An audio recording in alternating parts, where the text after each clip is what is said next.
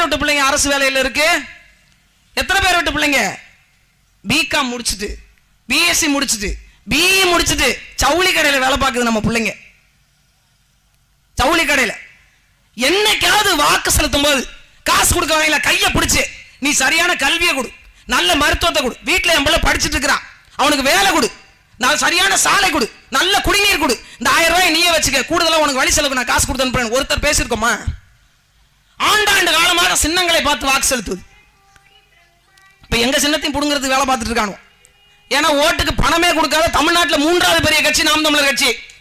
அதை எப்படியாச்சும் புடுங்கணும் அப்படின்றதுக்காக நீ விவசாய சின்னத்தை புடுங்கிறதுக்கு விவசாயிகளை ஒருபோதும் மறைக்கவும் முடியாது, மறுதளிக்கவும் முடியாது. ராஜா, நீ சோறு திங்கிற ஒவ்வொரு வினாடியின் போதும் விவசாயி உங்கள் கண் முன்னால் வந்து நிற்பான்.